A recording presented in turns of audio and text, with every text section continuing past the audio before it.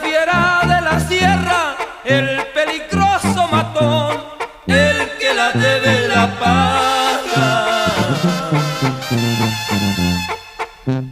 Y aquella fue la ocasión. Él se llamaba Asunción y ella se llama Agustina. Él fue por pagamatón y ella una hembra divina, hembra y amor de aquel hombre.